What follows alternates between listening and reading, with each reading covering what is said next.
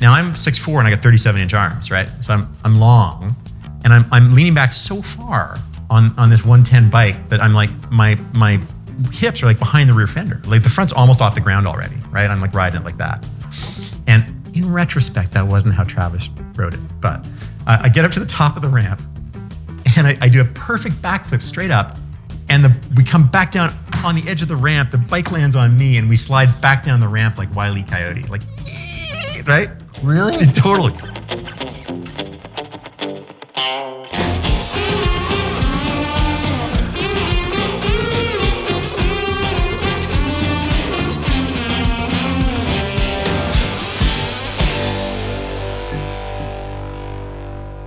Welcome everybody to Service Drive Revolution. Today, our guest is famous, handsome, and talented, and going to be a very fun conversation. He is the winner of Rally America. He was the champion, Canadian Rally National Champion, North American Rally Champion, Baja 1000 class winner, Pikes Peak record holder, Formula Drift Pro Drifter, and BF Goodrich official spokesperson. Please, everybody, welcome Andrew Comrie-Picard to the show. Hope I can live up to that. You tell my grandpa that you're a drifter, it means you're in between jobs, but you're actually a professional drifter. How can somebody be a professional homeless person? I know. Well, in fact, what it means is professionally burning tires off of cars while you're sliding them around. But the truth is a lot of guys who do that also are drifters in the traditional sense of like just drifting from race to race without a real job except for burning tires off of cars. Sleeping in a van. So I was kind of both, actually, in a way. That's funny. How are things going today? Great. Things are awesome, man. Just living the dream. You know, it's great to be on your show and great to be in this entertainment car world. So what brings you from Canada? You grew up in Canada. What brings you from Canada all the way to Los Angeles? Is it TV that ends up doing that? It's actually a good question because I mean, when I grew up on a farm in Canada, right, and it didn't seem particularly realistic to do anything but kind of stay there. Play hockey. Yeah, play hockey like my cousins did and so on. They played some serious hockey actually and went pro. I was the crappy hockey player in the family, but I was pretty good at driving cars around the field, so that kind of took off. So I rolled my first pickup truck at age 7. And my dad had a trucking company, and I learned to. And so then he pointed and said, "Well, there's the welder. You better figure out how to fix it." So, and I was good at racing stuff. I was good at dirt bikes and snowmobiles, and then remote control cars actually. And the remote control cars took me around the world when I was 12, 13 years old. Raced RC cars in Europe and Japan and all that, and won championships with that. So I got into racing. Again, all I wanted to be was a race car driver or maybe an actor. I don't know where I came up with that, but from a farm in Canada, it didn't seem realistic. So one thing kind of led to another. I got a real job and didn't know that I could still be a race car driver and an actor, but I just used the money that I made at the job to buy a better race car and do better and better. And one thing led to another. Got some sponsors, got into rallying, then won a Canadian championship, then won a North American championship, had to leave the jobs, go full-time racing, got into drifting, and then that brought me to Hollywood, hosting TV shows, doing stunts in movies, and now I'm here permanently for 9-10 years. So it's been, in a way, if looking back, it totally makes sense. Looking forward, I could have never guessed it's how it would work. It would be like trying to push the chain. Like I see how it worked to bring to get here because I really wanted to do things with cars and entertainment. But from where I started, I would have never imagined it. So when you're 7, what kind of truck is it that you roll? That was my dad said it was an F-150. F-150? Yeah, was it a stick or an auto? It was a stick, yeah. Stick. Uh-huh. So at 7, you're driving. Oh, dude. So my dad had like I said, a trucking company, a moving company. He would insist that all the trailers, the full-size trailers, would be parked like 6 to 8 inches apart in the yard, and I was just lined up like soldiers. And at 12, I was the guy like with the rigs backing up all the trailers in the yard. You could do it. Yeah. I drove my first semi at about age 8 or 9. Yeah, that's crazy. But it's funny. Like I remember that when I was a kid too, sitting on my grandpa's lap and shifting on the column. And now kids can't even drive a stick. It's crazy, actually. Yeah, but on the other hand, there's this whole save the manuals movement, and like all the sporting guys want. Modern transmissions are so good. In race cars, my final rally cars, they're all sequential or hydraulic sequentials, and for either racing or for driving in LA, I drive an automatic in LA, man. Oh, you couldn't drive. It would be crazy to have a standard here. Yeah, exactly. If you're in traffic. Yeah. So yeah, I mean, it is a lost art on the one hand. On the other hand, transmissions have gotten so much better that I see why fewer people are doing it. There is maybe a bigger question of like, are people driving less with ride sharing and fractional ownership of cars and all that, for sure. And kids, I mean, I know kids, 16-year-old kids who don't want their license, which blows my mind. But I believe it. I can see how it happens. What do you learn by growing up in Canada and on a farm, and with it sounds like a father that was pretty. Is strict the word or just organized? Just business-like and wanted things done right. Yeah. Had a high moral standard, maybe. Yep. What do you take from that now that applies in LA, and what are kind of the differences? Like, right. Because I don't know, I have a lot of clients in Canada, and it's completely different than it is in the US. That's actually an interesting question. Nobody's ever asked that. So one of the things I'd say, my first reaction is, what do you learn in Canada? You learn to drive in slippery places. So one of the reasons I think I became a rally driver and an off-road driver is that it's frozen. You're already used to that, kind of always on the edge. Yeah. I call it kinetic friction. Instead of sticking to a road, you're sliding on a road. Yeah. Not edge static of chaos. friction. Yeah, exactly. So that led me into rally driving. Basically, when I saw that there was a motorsport that was like Dukes of Hazzard on a clock, I had to get into that. So that's what led me to rally racing. But I grew up on a dirt, country road with fields and mud and snow, and so I became a driver in crappy conditions and good at it. So and Canadians are often good rally drivers. Scandinavians, good rally drivers, because that's what you learn just from how you grow up. Then growing up sort of rurally and with a family, with a business, and I remember my dad saying, we're in the movement business. Don't just carry those 2 bags up, carry those 4 bags up when you're coming out of the car. And I'm like, okay. So you learn a certain discipline and also. A bit of a difference is that there's sort of a commutarianism that we're all in this together. Your boys will come over and take the rocks out of my field this month, and then in the fall you can use my combine harvester, and it's because if you don't help each other out, you're all going to die. Right. So there is that kind of feeling that we're all in it together. But I find America more competitive, more man-on-man competitive. But I'm learning how to handle that and how to work it, and so it's more collaborative in Canada than maybe here. Less competitive. And that might start even just from the top of the government on down, right? It's maybe more set up that way than the parliamentary system. Yeah, possibly. But the truth is, America and Canada aren't that different anymore. And so I love it when I'm up there and I watch TV and they're arguing about politics because it's fun. You think that our politics here are crazy, but it kind of is always. Well, I don't know. I think just the makeup of television and getting ratings, they have to make politics the worst it's ever been, and the sky's falling. Yeah. Canada's a little bit different in that we have a national broadcaster in the CBC, right? And they're not really with any political party. So and it's confusing to me that you really have to watch your news here with the filters on, right? Depending on who you're hearing it from. Yeah, because there's going to be a left or a right filter on it. Yeah. In Canada, it's pretty much, you can pretty much trust the main networks to pretty much be apolitical. But we all something like 92%. But people are fired up there. Oh yeah, well yeah, they get involved. They're fired up about stuff lately. I don't know. It seems. Well, and I haven't been there for 10 years, but but you remember about 90% of Canadians live within 100 miles of the U.S. border, so culturally, it's not too far away. No, yeah, it's just there is a different soul to it. It has a different soul. Yeah, I'm proud to be Canadian. Although I got to say, living in California, man, between the weather and the business for car people and the entertainment and stuff, I'm a Canadian at heart, but boy, it's good living here.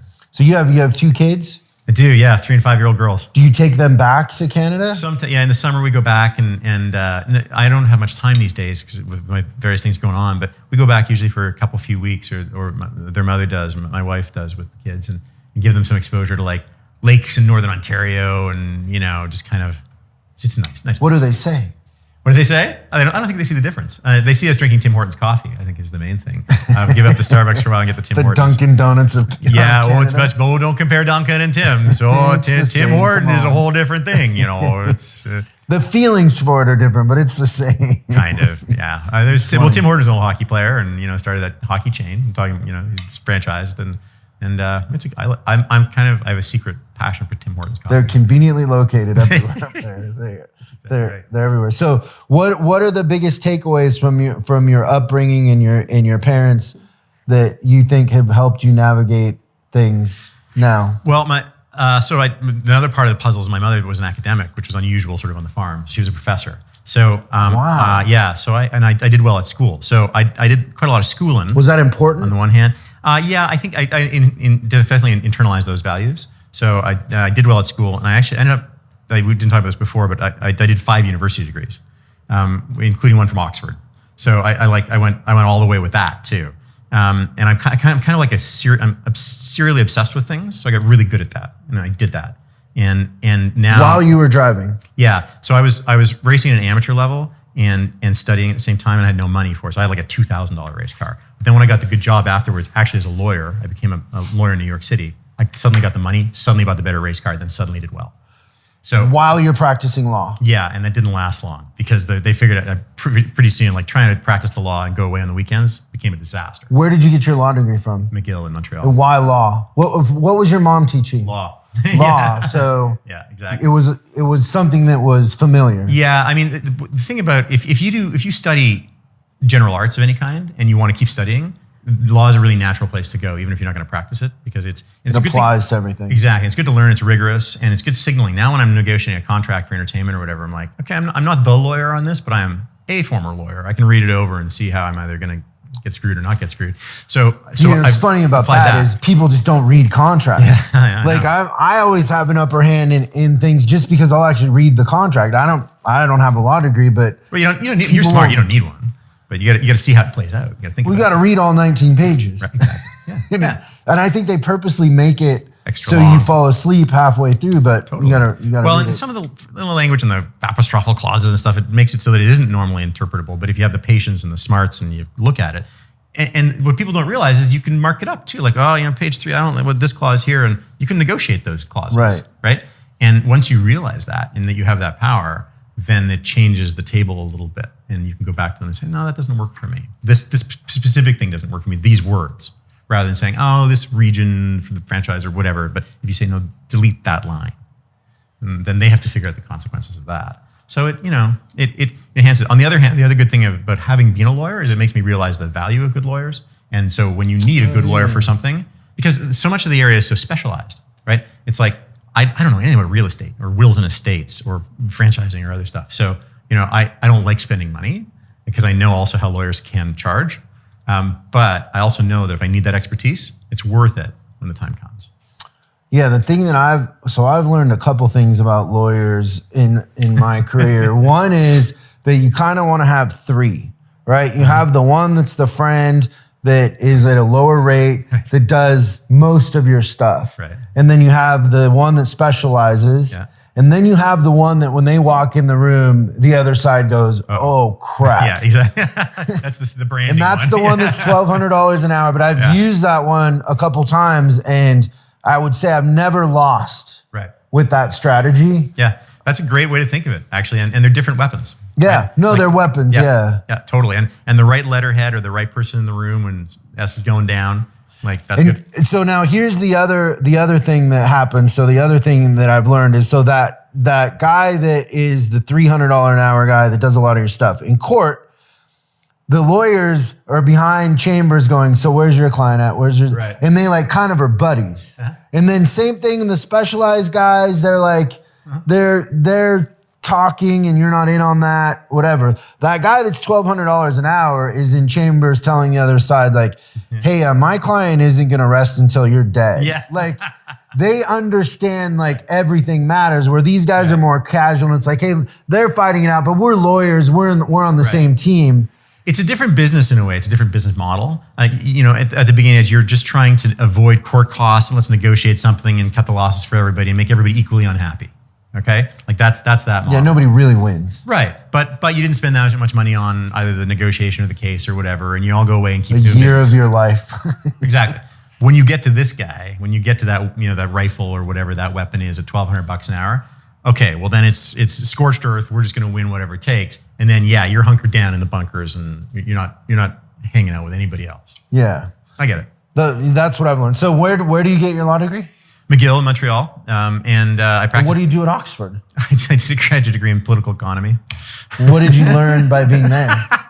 I learned a lot of interesting things, actually. I learned about signaling and branding, that actually probably the most important thing is that I went to Oxford. Bill Clinton also went to Oxford, never finished, never wrote his final exams, didn't need to. He was a Rhodes Scholar and an Oxford Scholar. He also didn't inhale. Yeah, it's all about branding. Smoked a lot of weed, but didn't inhale. Right, but he had the branding, right? I actually did write my exams and get through, but the best thing that happened to me at Oxford, there were lots of great things that happened. I rode really seriously. I was, an athlete there, and learned a lot of other cultural things, and wine and culture and so on. But the branding is great, man. And just like having been a lawyer, having had an Oxford degree, having gone to Oxford, people are like, oh, you must be smart. Gives you credibility. Yeah.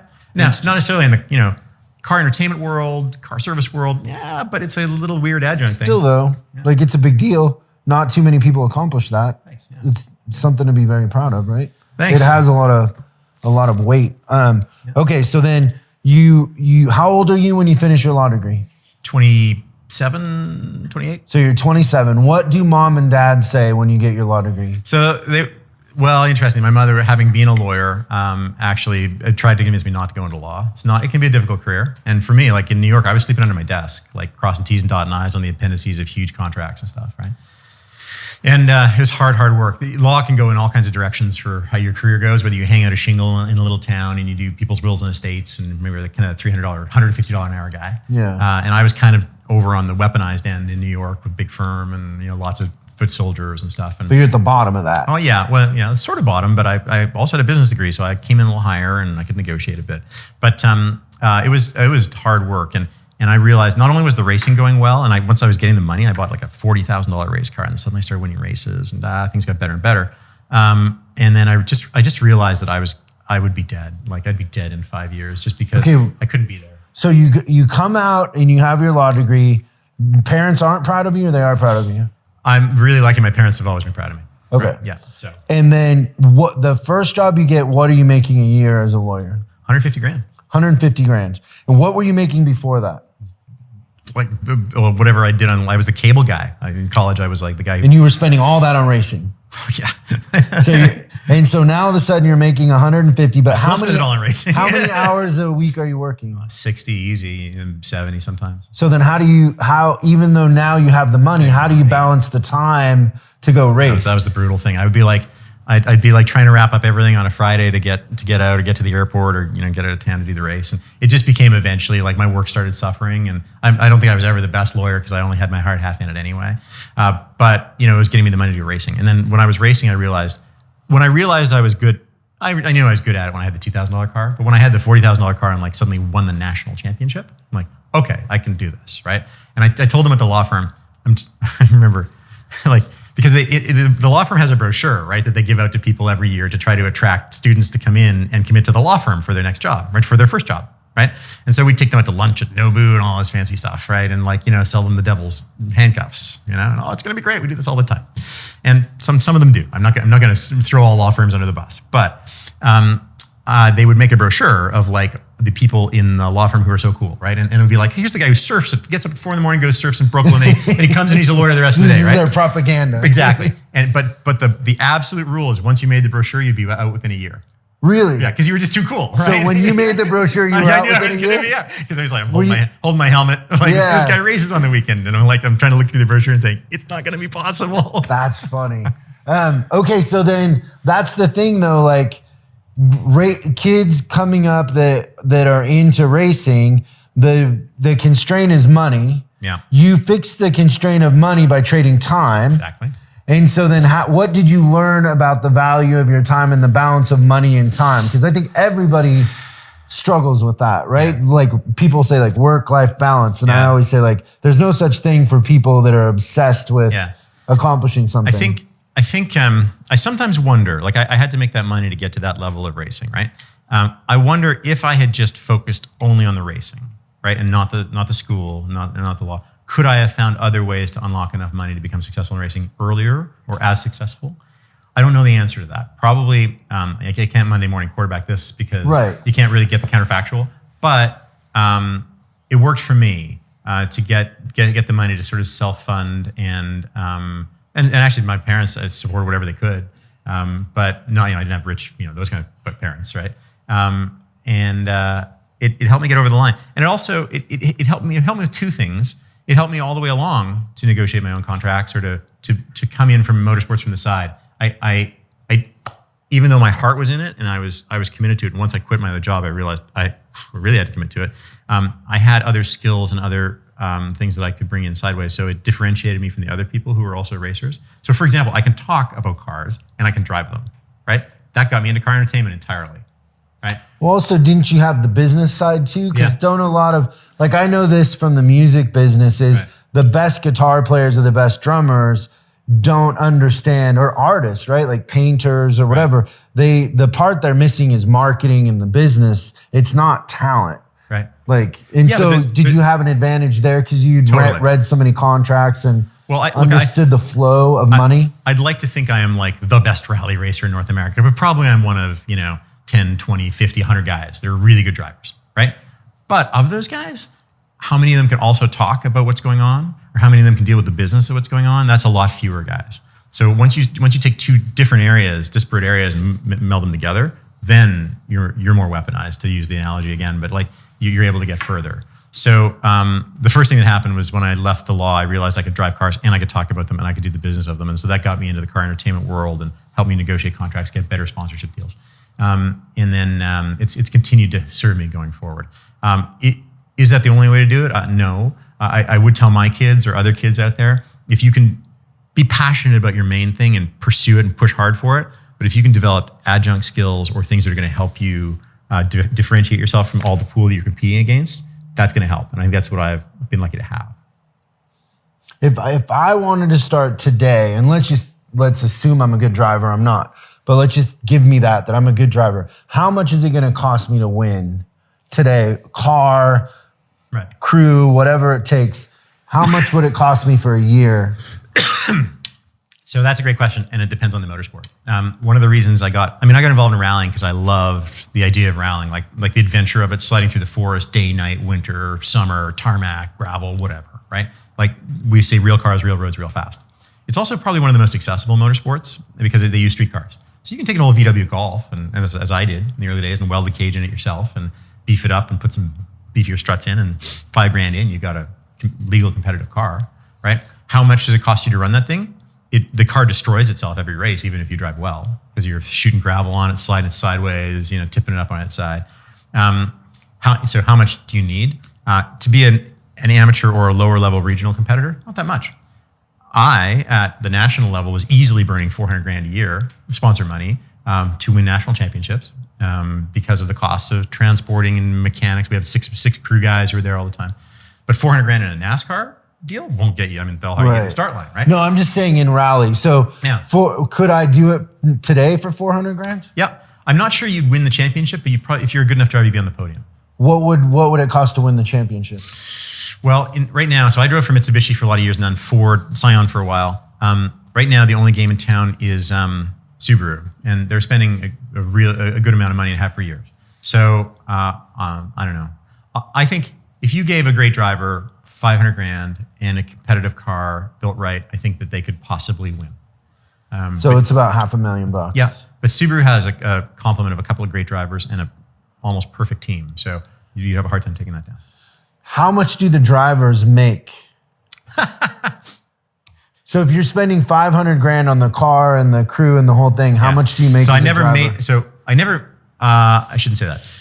In the days that I owned the team, I never made money as a driver. I just got sponsors in and tried to lose less money. Like whatever our racing cost, if there was stuff left over from the sponsorship money, that was our income, right? And I can't say that it was well planned, right? But I competed at the X Games 5 times, won a medal there once, flipped end over end there once, right? But we would do anything to be at the X Games. They only invited 12 of us. We're doing these improbable things. The first 5 X Games were me, Travis Pastrana, Ken Block, and Tanner Faust. Right, so we were there in the dream days, and what are you guys doing there? Is it rally or rally? Yeah, rally racing and rally cross. So just a closed course. We did it first down at the Staples Center, or at the with the Stub Hub now, right, center, and then we came. I remember that. How many years ago was that? 2006 was the first year. Yeah, I remember that down here. And then we came to the Coliseum, did it there, and we made these small courses of like us head to head crossover jumps and all these things to see who got to the finish line first. And it was gnarly. They just upped it every year. The first year we had like a little jump. Blame that on Travis Pastrana? Well,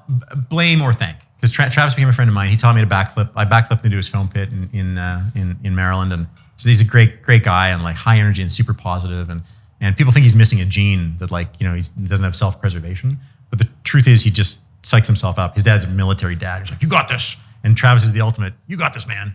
And he infuses that on everybody around him. So we did a lot of, you got this, basically. So how does he teach you to flip the car? So what's that conversation like? You and Travis are where when this comes up? Are you texting each other or what happens? No, I was staying at his house. And where's his house at? Maryland. Okay, so you're at his house. Why?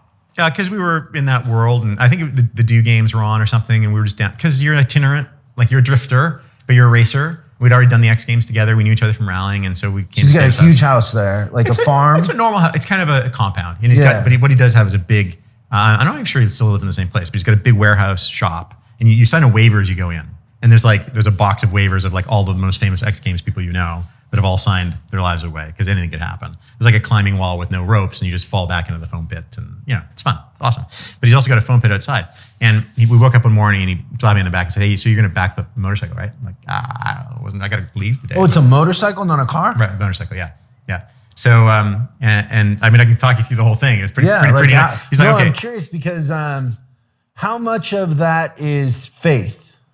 How much is faith? Yeah, like a leap of faith, because at some point the thing that I feel, and I've never done it, but I feel like at some point you're all in or you can't do it. Because if you don't go for it, you can't one time a friend who used to run a racing team for Yamaha, and him and I were partners running a business. He bought me a Honda 2-stroke, like this crazy dirt bike, right? And I went out because here in Southern California, out in Temecula and all that, there's all these crazy tracks. The thing I learned right away, just going over the jumps, is you can't go conservative. You're either going for the jump or you're not. The way they're built here. Yeah. And I just instantly said, I'm not into this. Because the first one I did, I like hit my head on the bar. And like, I was like, I'm too old. I was 30 at the time. I'm too old to learn how to dirt bike. Well, so how much of it is commitment? Two insights there. One is that it is commitment. Like, and that's not just riding a motorcycle, but it's rally racing. It's probably business. It's everything. Like you gotta in rallying, if you're like timid or you don't chuck the car in, it doesn't work right. Like you have to chuck it in and chase it, right? And you have to know what you're doing. But if you're just like pussyfooting around, A, you'll be slow, but B, you're more likely to crash because you're not working the car right. It happens with dirt bikes, happens with jumps too. Speaking about being older, the best way to get up to the edge of the envelope is to start so young. It's like young skiers that they fall down, it doesn't matter. They fall back up. It's like weebles, fall over and back up, right? And once you've done that for 20 years and done your 10,000 Malcolm Gladwell hours of figuring out how to do something, then it's just a natural. Like you don't make the same mistakes that a 30-year-old getting on a dirt bike or getting on skis or getting a race. So if I'm interpreting this right, is what you're saying is it would be way different for me in that situation talking to Travis than for you, because you already used to. Yeah. You already were conditioned that you're going to go full throttle and you're going to do it. Right. Well, the funny thing is I did exactly what he told me, which is part of the story. So I grew up like I say, at 7, I rolled a truck, right? I was also riding dirt bikes and messing around. So I'm used to that world. So it wasn't too much of a stretch for me to do the other sort of stuff like tricks, right? I never got into motocross tricks, but he said, okay, ACP, you're going to backflip the bike. And he said, and I'm smart enough, I can listen to somebody. I mean, this guy invented backflipping motorcycles, right? So he's like, okay, ACP, it's real easy. Just wide open on top of second gear, lean back as far as you can, and never let go of the bike. I'm like, I can do that. Lean back as far as you can. Okay, wait. So second gear. Wide open. From the top of his driveway up to a quarter pipe and into a foam pit. And just lean back. As far as you can. Never let go of the bike. Okay. So in that moment, you're like, I can do that. Totally. And he gets on the bike, and it's just like they use like a 110 kind of pit bike just to practice it, right? So I'm like, great. And he does it like literally, he's got a Red Bull hat on, and he's like flying upside down past me. And he's like, just like this ACP, and he lands on the wheels right into the foam pit. No problem, gets plucked out by the little crane. Now, the previous day, I think it was Andy Bell from Ogio. There's a tendency when you compress on the ramp to compress to your stronger side. And so people tend to tweak right? Because most people are right-handed. And so there was a big sign at the top of the ramp that said no right turn, because he had the previous day tweaked off and missed the foam pit and landed on the Bobcat, which is a bad direction to go. And how did that? Landed with, I think it was, I don't know if it was an airlift or just a normal ambulance. He's got a pad there to land a helicopter at because it happens there. Yeah. So in the thought process of making the foam pit bigger and everything? There was one guy, Street Bike Tommy, overshot the whole foam ramp pit to the left. Yeah, well, you'd think, but so that had happened the day before. The day before, and you were there. Yeah.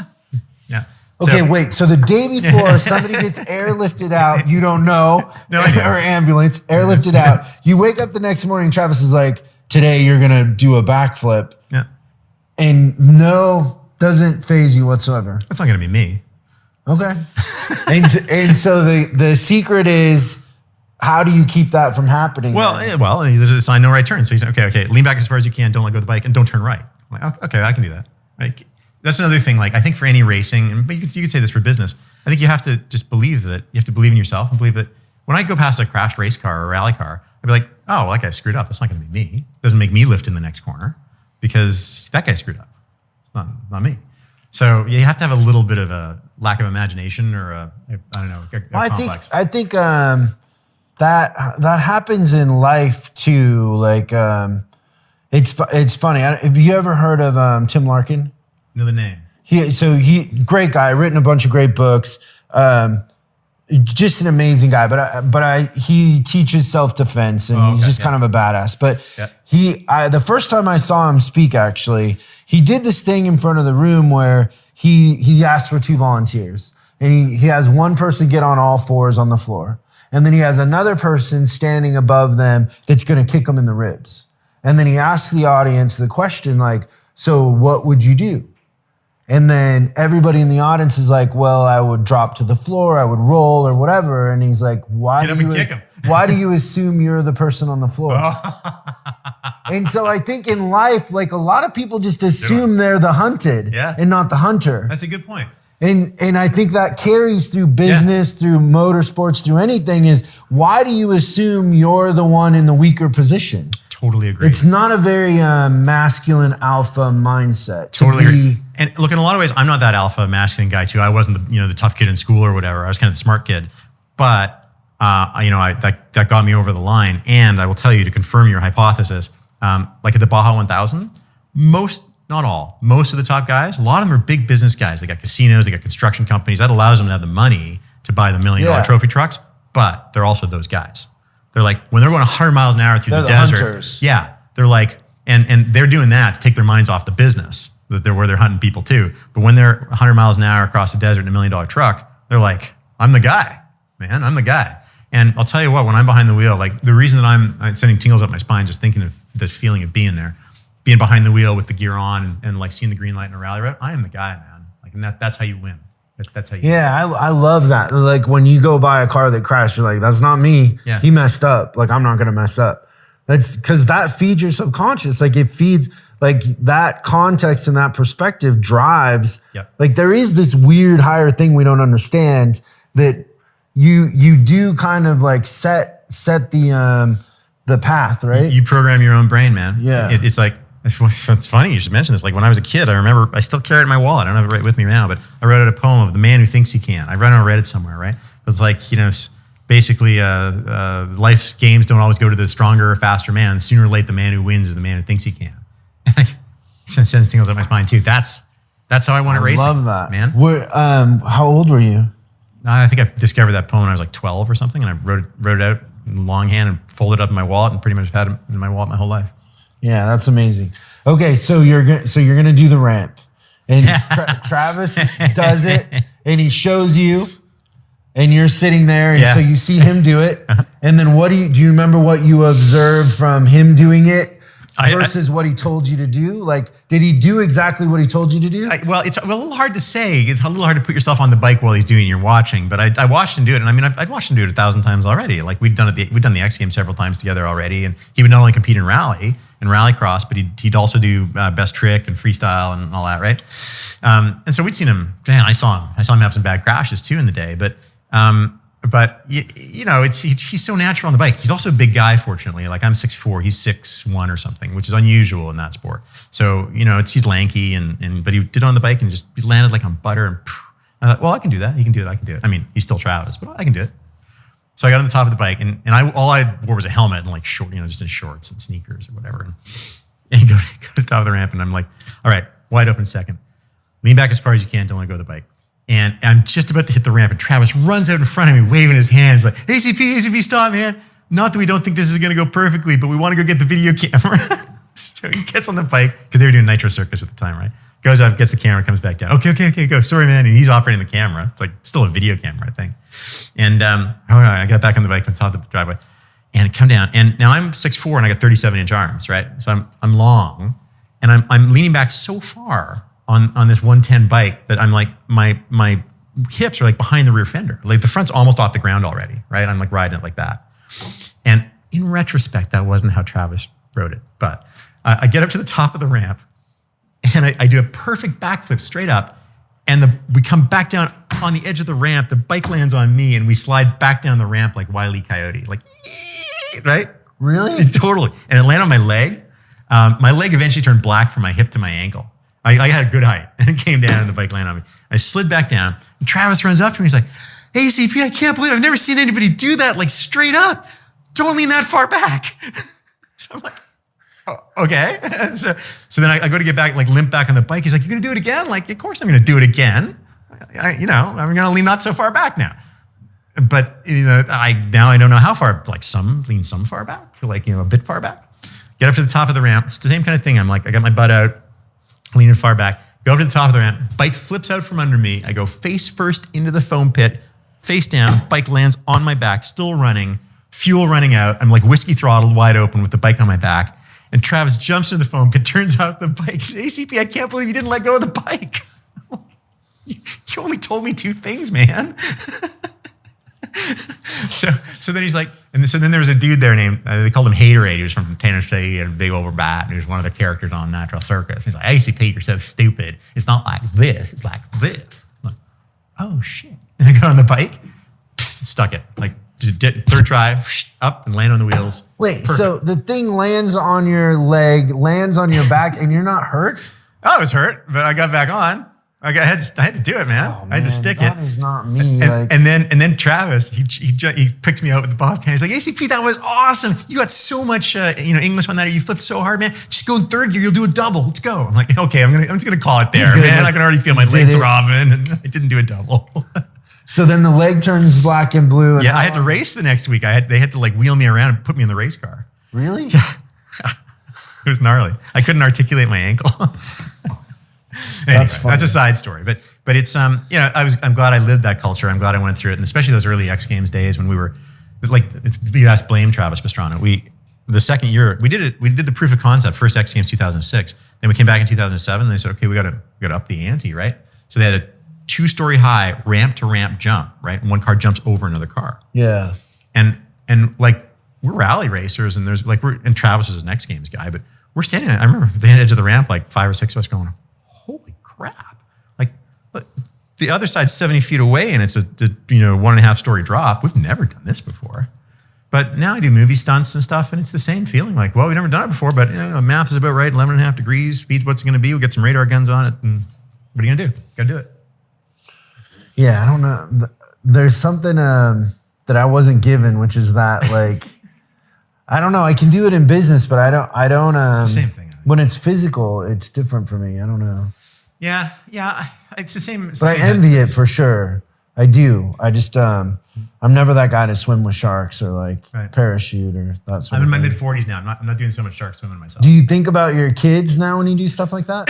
It's funny. When I first had kids, I don't know if Ken Block was explicitly trying to psych me out, but I had my first kid and I'm still racing, I guess, against him or one of his teammates or something. And I just had the kid, and I think it was a co-driver, maybe him, came over and said, hey, it must be nice that you're thinking about that kid at home or anything. Like, it must be nice to have that little baby back at home. I'm like, are you seriously trying to mess with my head right now? Right?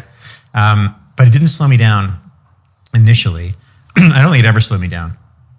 But once they developed personalities and I developed a really close relationship with them, now to go back racing like I used to race, like out on the ragged edge, I don't know, but I wonder if, I do know. I did do a race earlier this year, and we were doing pretty well, but a few other things were messed up. The setup of the car wasn't right. The tires weren't right. We were sort of on the podium-ish, but there was no stakes in it. And I realized, look, if the thing about rally is you go off the road and get a tree through the car, stuff can happen that you don't expect, right? And because there were no stakes in it, I had to say, look, I don't think I'm going to do that as much anymore. Just because it's not just responsibilities, but I got actually things that I just want to make sure I'm around for. And when it just changes your desires, right? Right? You don't need that now because you have this. Right. Where before you needed that. When the Ford executives were, waiting at the podium to see how, where we'd finish, I'm like, okay, well, that's why I'm here. Yeah. Right? And then, you don't have kids at home or whatever. And you can do it with kids. It's just, you have to, and plenty of people do. Plenty of off-road racers, plenty of racers I know are like top of the game with young kids, right? But it's, those kids and those families understand that that's their careers. I've had a great career in racing, and I still race occasionally, but my career's moved on into the movie stunts and entertainment and other stuff now too. So I think that it's been great, and I'm just you catching me at the pivot point of like taking a few fewer risks. Yeah, but it makes sense. I mean, it's just time. So how do you get the Discovery TV show? Like, what is that process that you end up hosting? And so what actually happened there is when I left the law firm and decided to go racing full time, I wasn't yet fully employed, right? Because now I've left a real full-time job to go racing, which was a good part-time job and a big commitment, but I suddenly had a little time. And are you single? Yeah, well, girlfriend, but such as it is when you're that age. And so I saw a casting notice for like, one of those early reality shows, can you build a car in 3 days? And I'm a pretty good mechanic, but I had a crew of like, 4, 5, 6 guys who had paid too little for so long because they were just they bought into my project and like thought I was the guy and they're going to support my car and they're great guys. And I thought, well, I'd like to pay them back. Maybe I can get them on this TV show. They could be a team to build a car on a TV show, right? So I called the production company and said, hey, I got these guys. They're super mechanics. They're rally guys. They can build anything. Like they can. I once came into a service area in the middle of winter, in the middle of Quebec, with the whole front corner of the car ripped off. And I radioed ahead and said, hey, we're missing the whole front strut. Like, get it ready. And they're like, oh, geez. So we came in though, and in 18 minutes they replaced the strut tower, the caliper, rebled the system, the axle. 18 minutes welding upside down in the snow, right? Good mechanics. So I'm like, I can get them on the show. They can build good cars. So I called the production company and said, hey, I got these guys. I'd like to pitch them for your show. Can they get in the, I'll have them reach out to you individually, but I want to put them out there for you. And they're like, okay, cool. And then we talked for a little while. And then I said, but who is going to, when some mechanic says, yeah, we're putting 410s in it. Well, who's going to say, so you're changing the rear axle gearing ratio so the car accelerates faster, right? And they're like, I don't know. You want to do that? So I said, well, maybe. And so I went in and auditioned for hosting it, and I got to host it. That's in 2004 in Canada, a national show on global TV called War of the Wheels, early reality car build shows, right? And I did host that, and it made me realize that I could race cars. Suddenly I wasn't a lawyer. I was racing cars, and I was hosting a TV show. And then I realized that it wasn't rocket science, and I could talk about the cars and do exactly what they needed, which was to translate mechanic to human, right? So now, do they pay you well for that? Yeah, they paid me. It blew my mind. I got in the actors union. And then did your crew get paid well too? They got a stipend for being on the show, right? But I was in all the episodes. They were in one episode, right? And how long did it take you to film it? Like how many months? We filmed in Hamilton, Ontario, and it took a couple months, 3 months. And because of the business and the law stuff, I ended up working on some of their contracts, and then I did their trade outs and brought in. I said, well, I'll set up the shop, and I got the gas company to supply the welding stuff. We got all the welders in for free, and I set up all that stuff, and then sold it off afterwards, and got into the kind of business of it. And then around that time, it's 2004. Keep in mind, my racing was going better. 2006, the X Games start. I come out to do the X Games, and I met some of the executives who were then doing. Then I guess I got cast on that Discovery show following on the first Discovery show. And then I met the same executives who were doing Top Gear, and you meet people, and if you're not an asshole and you do a good job, you meet some people, you tend to get the next job. That's what I always say. Like I didn't kill Charlize Theron on Atomic Blonde. She was in my car. I'm driving her around, stunts. And then she goes on to executive produce a show on Netflix, and I'm the stunt coordinator of Hyperdrive, which is on Netflix right now. So I always say that as long as you do good work and you get along with people, then you get to do the next gig. And that's how that kind of started. No way that ties back to your upbringing. What's that? On the farm. Is there any way that ties back? Yeah, I think so. Well, look, I think taking pride in your individual, like the job at hand, right? And like knowing that that it's important to do it right, whatever it is. But isn't there a sense there, like, because I kind of have a little familiarity with this, is like you were saying, like you go move the rocks from their pasture and then they let you borrow the tractor or whatever. When you're removing the rocks, you have to do it well. You can't leave a few rocks in there. Because the trades over time, isn't there kind of, you're right. There's parallels there for having pride and being more than what the average person is, giving a little bit more to the project, even though it's thankless at the time, maybe. Yeah, it's a good way to put it. I mean, there's nothing better than in a rural community being known as, well, he's a good man. Yeah.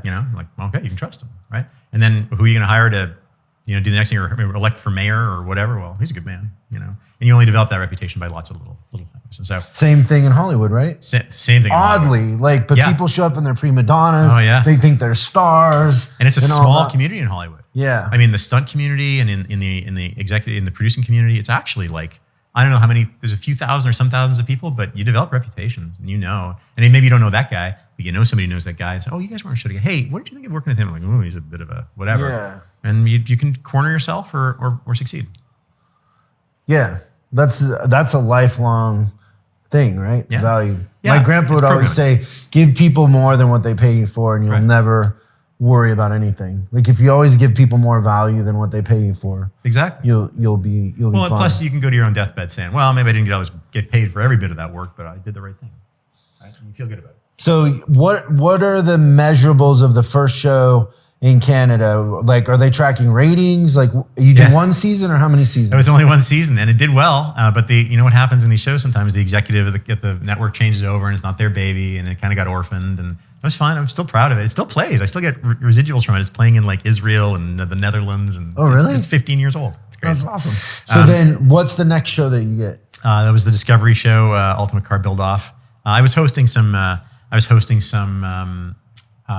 Racing shows. I would also be the guy in the field, like races that I wasn't doing, adjunct series or whatever. I'd host those and Speed Vision, and when it was a live Speed TV.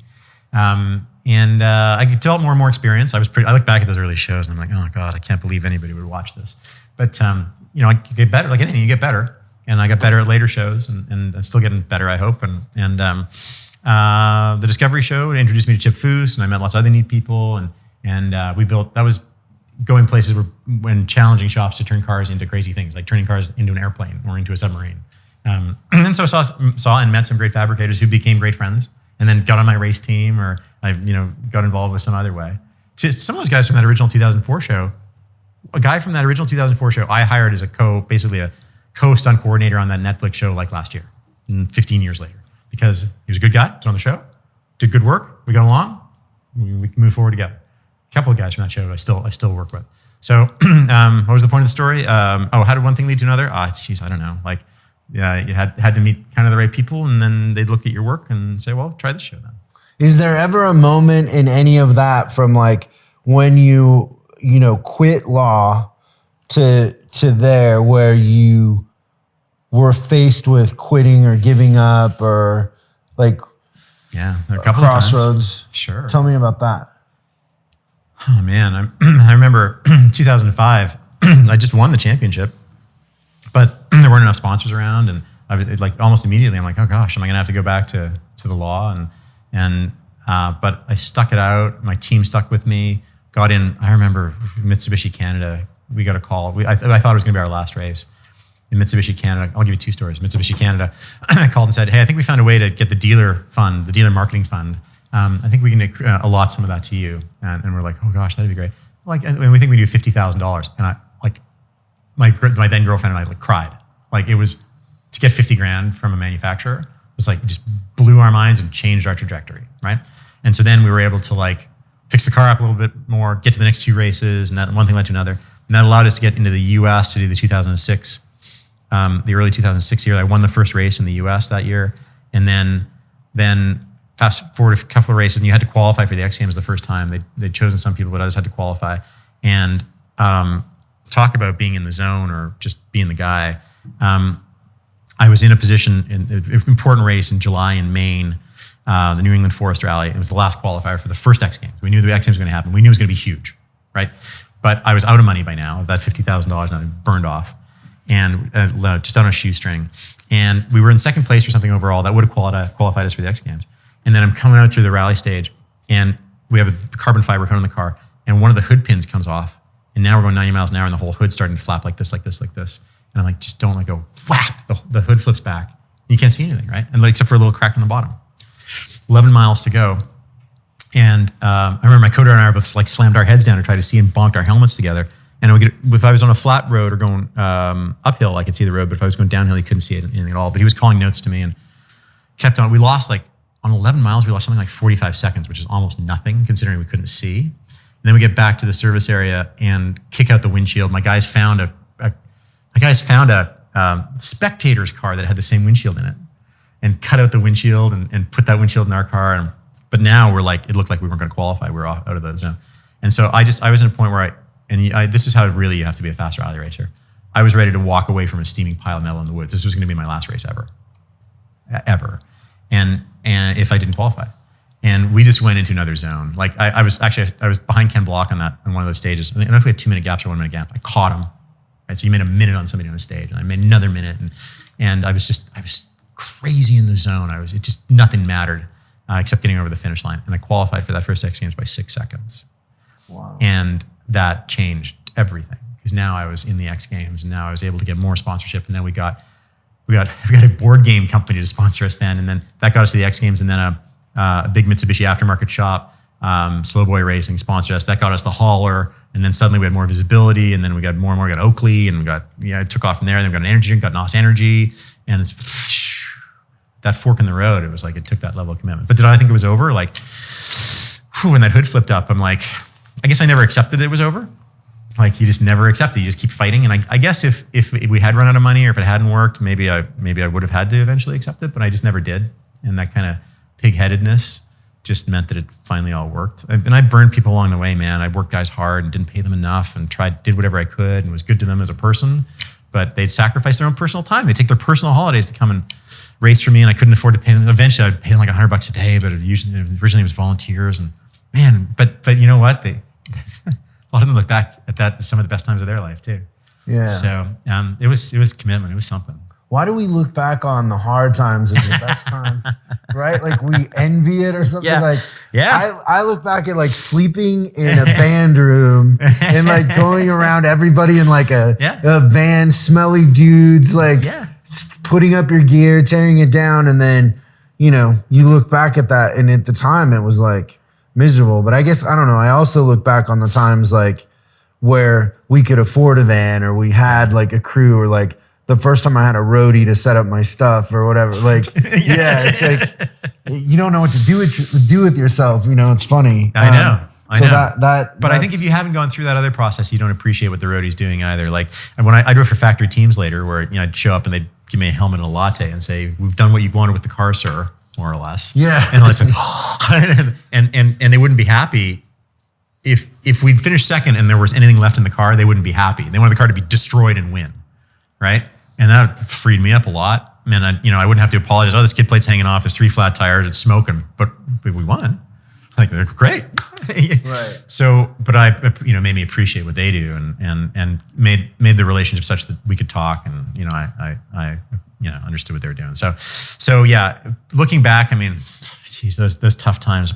You're poor, you're struggling. We were living if we'd had a camera running in that motorhome in those days, like crisscrossing the country, and sponsors yelling at us sometimes, and disasters and cars broken. How are we going to make it to the next town? And from being a band, right? Like, how are we going to get the gig? How are we going to get paid? And but wow, right? Yeah. No, the funniest part for me. So I went through this weird thing where, I grew up in Seattle, and like everybody there kind of with a heartbeat got a record deal because it was just going so crazy. And I was in a band that was doing really well, and we were, we'd had like a string of sold out shows, and people were paying attention to us, and we just recorded a demo. But I had this weird like, because everything was coming so easy, I had this fear of success. Right. And like we were the sex and the fun and all that just seemed too decadent. Right. And everything was too easy, and you would go places and people treated you different, which still to this day, I'm very uncomfortable when people treat me different. Like I always want to tell people, like, I'm just a dude. Like, like that, it's weird. And so I quit the band, like, and joined a Christian band because it was the stupidest thing I've probably ever done in my life, right? So I joined this Christian band that was down here in California that had a development deal with Island and the whole thing. And touring in the Christian world we had a contract, right? And in our contract, like, so say they would pay us $10,000 to come. We're a pretty big draw. Yeah. We'd have in there that you can't serve us pizza before the show. Like we wanted like real like sandwiches or chicken or whatever, but no pizza, no sandwiches, right? That so sort of in thing. Rider. In the Rider, yeah. Which it wasn't like green M&Ms right. or whatever. The legendary. Yeah, and that we don't do altar calls. And then you would show up, right? And this youth pastor would one say like they wouldn't pay us, and they'd say we're going to take an offering, and then they'd say at what time are you going to do the altar call, and there'd be pizza. And it was all under this premise of, well, like, praise the Lord, we're all in the same fight together to get people to come to Christ. And we're like, well, we're over here pretending we're a rock band. We're not trying to do altar calls and eat pizza on the road. Like, that's awesome. You know, and yeah, it's miserable. Like, it's miserable to sleep in an RV with a bunch of dudes. And, you know, in Christian bands, there were hard, like, no groupie rules and all that, because that was our reputation, right? Yeah. And so, yeah, it was miserable. What do sponsors get mad about? Oh, you know, it really depends on the sponsor. Like, ultimately, I got to have a great deal where I was sponsored by, like, a rally school, Team O'Neill, and Ford Performance and BF Goodrich, right? Like, and they're all experts, right? And they know sometimes you win, sometimes you lose, right? And they know what it's going to cost, and we know what it's going to cost, and it's a fair business arrangement. We're good people, we get along, right?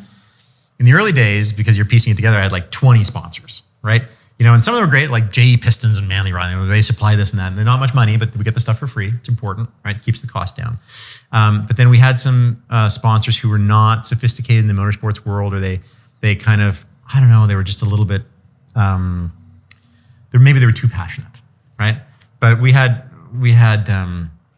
man, we always did everything we could to support them and do what was necessary. But we had some people who supplied stuff to us and wanted to,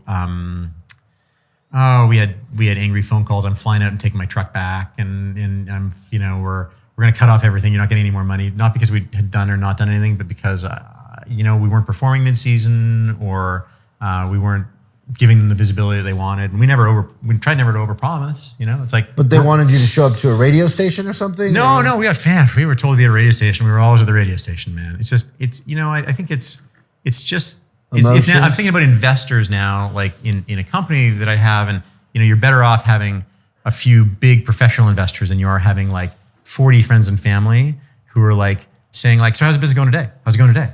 How's it going today? Right? Which is, and you know, if you have 20 sponsors and you're at the X Games, well, then you have to devote one person to just run tickets out to the front counter to get everybody their tickets to come in. And that's fair. That's what it ought to be like. But if you're dealing with Ford and Michelin or BF Goodrich, they already have their packages sorted. We mail it to them and they're good, right? I think that it was just, we had people promise us money. Like, we had big companies that shall remain nameless. We signed contracts. Let's name them. I can't.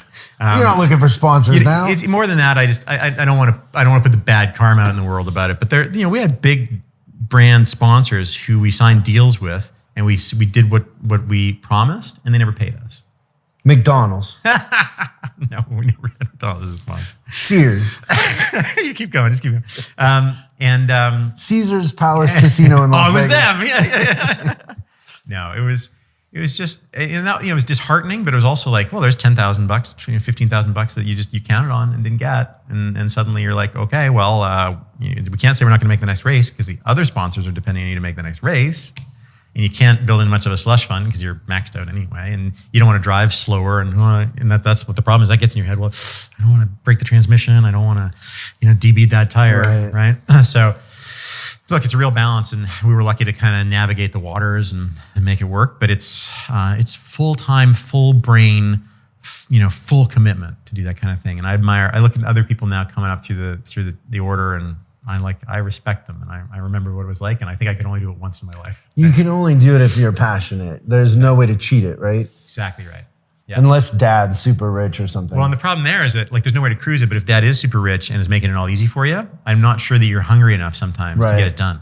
It's rare. You gotta sleep on a floor every once in a while. Yeah, well, it's rare the well-funded kid that actually drives really well. It happens. I know some of those guys, and they're great guys, nothing against it, but they had the resources from the start.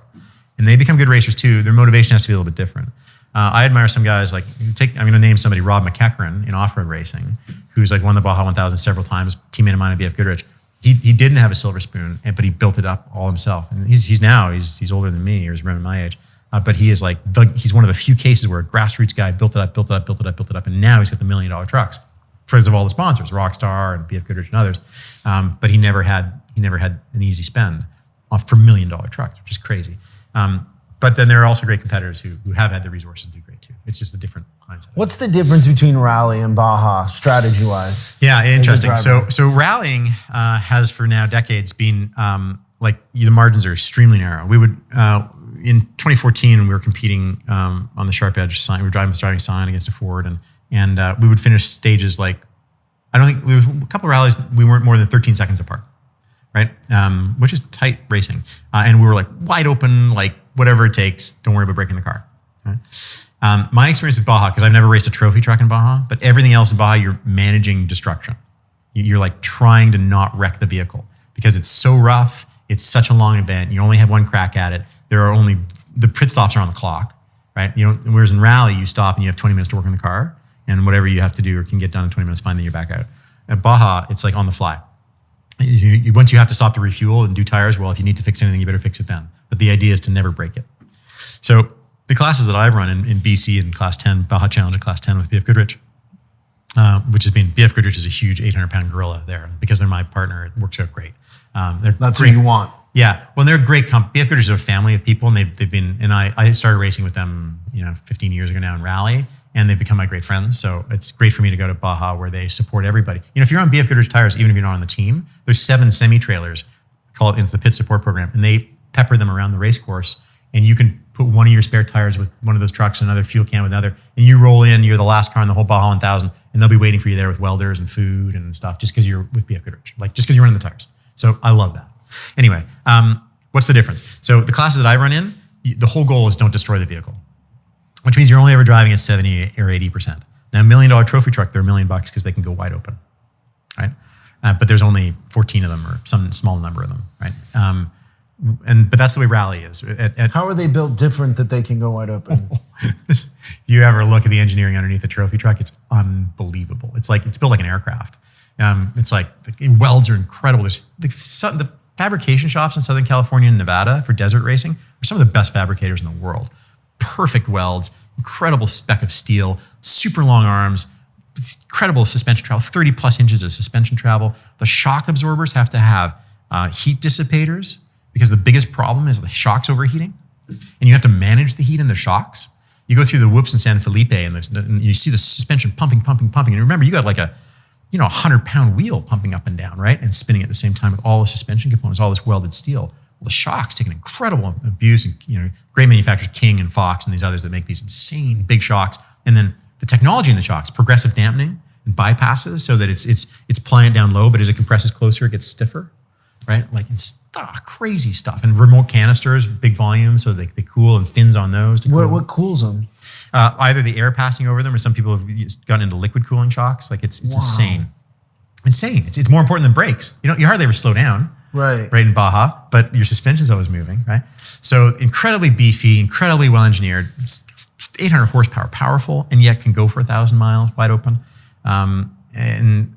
It's in terms of an expensive motorsport that doesn't really pay back its money, off-road racing is the gold-plated standard, because the $1 million truck rarely is sponsored for the $1 million. You have to love it. Yeah, but if you get the energy drinks as sponsors, Rob Max with Rockstar and so on, they make it work, and other guys have the money. But they're beautiful machines. They're weapons. They can't go around tarmac corners. They'll lift a tire and they don't work on tarmac. But 100 miles an hour on a dry lake bed, insane. That's amazing.